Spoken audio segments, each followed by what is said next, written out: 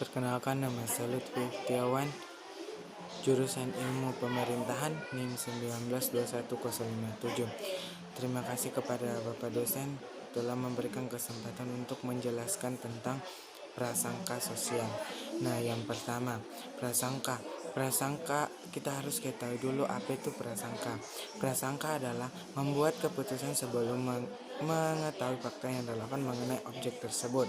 Awalnya istilah ini merujuk pada penilaian berdasarkan ras seseorang sebelum memiliki informasi yang lebih relevan yang bisa dijadikan dasar penelitian tersebut. Selanjutnya, prasangka juga diterapkan pada bidang lain seperti selain ras. Prasangka terbagi dua, yaitu prasangka baik dan juga prasangka buruk. Dalam Islam prasangka baik dikenal dengan husnuzon, yakni sikap mental seseorang yang senantiasa melihat segala sesuatu dengan pandangan yang baik dan positif. Sedangkan dengan prasangka buruk disebut juga dengan suuzon, yakni sikap mental yang senantiasa berpandangan negatif atau buruk terhadap segala sesuatu hal. Oke, langsung kita masuk. Prasangka sosial adalah suatu sikap perasaan yang ditimbulkan diri dalam pikiran atau khayalan tentang orang lain, institusi, golongan atau ras yang berbeda dengan pikiran yang diprasangkai. Prasangka sosial akan timbul karena kejanggalan yang dianggap aneh bagi sebagian orang yang dipandang negatif. Ada beberapa penyebab timbulnya prasangka. Yang pertama yaitu orang berprasangka dalam rangka mencari kambing hitam atau scapegoatism. Yang kedua yaitu orang berprasangka karena adanya perbedaan, di mana perbedaan ini menimbulkan perasaan superior, meliputi fisik, lingkungan, status sosial, kepercayaan, kekayaan, norma-norma sosial.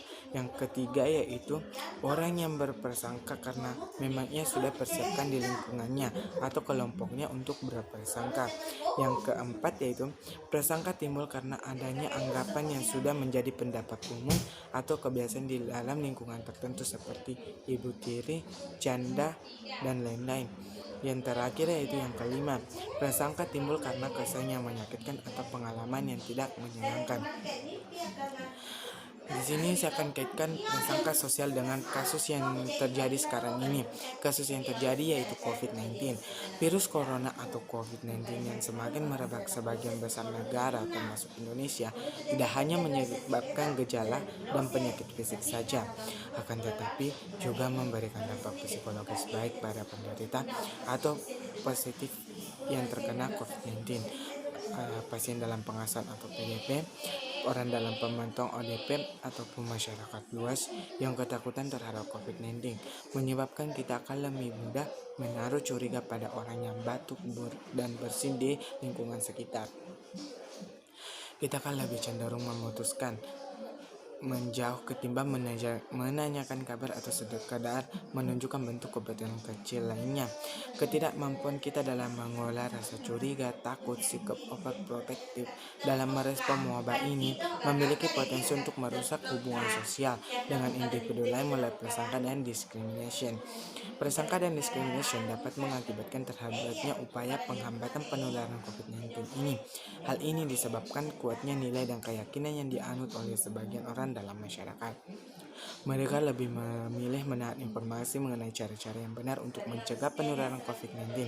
Prasangka dan diskriminasi bukan hanya mempengaruhi hidup orang yang positif COVID-19, pasien dalam perawatan, orang dalam pengawasan, namun juga orang yang hidup di sekitarnya, misal pasangan hidup, keluarga, atau bahkan tenaga medis dan paramedis yang merawatnya. Akhir-akhir ini perilaku diskriminasi pada PDP dan ODP COVID-19 bermunculan. Contohnya, penolakan seorang perawat di indekos tempat ia tinggal karena perawat tersebut di rumah sakit yang menerima pasien COVID-19. Yang paling ekstrim adalah penolakan pemakaman jenazah korban COVID-19 dan sejumlah warga lingkungan atau desa.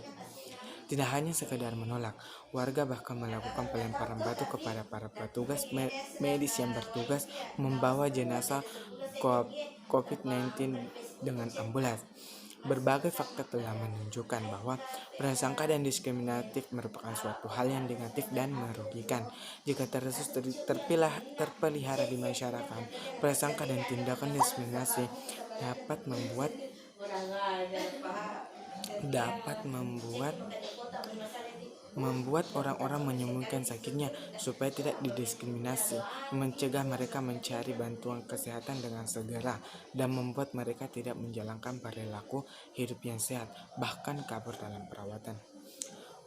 Memutuskan siklus prasangka, memahami wabah itu sendiri, belajar untuk tidak membenci. Komunikasi berperan penting dalam meredam prasangka dan diskriminasi melalui proses penciptaan kebersamaan dalam makna menemukan titik temu. Edukasi dan sosialisasi tentang COVID-19, berinteraksi dengan para penyintas sehingga muncul empati para penderita. Menyebarkan berita baik, misalnya kesembuhan pasien, cara pencegah yang praktis dan tepat, cara mengamankan diri dari keluarga dan transmisi, atau kisah perjuangan para tenaga kesehatan dengan menangani wabah ini. Prasangka dan diskriminasi membagi dan membuat kita saling berhadapan, tetapi pandemi mengingatkan kita tentang betapa kuatnya hubungan kita semua. Kerentanan kita bersama terhadap virus ini adalah sumber solidaritas.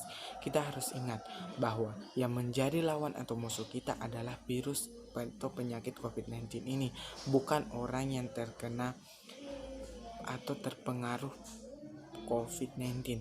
Sekian dan terima kasih. Mungkin itu yang dapat saya sampaikan. Wabillahi taufiq wal hidayah, waridho wa inayah, billahi fisabil haq was fastabiqul khairat. Wassalamualaikum warahmatullahi wabarakatuh. Salam.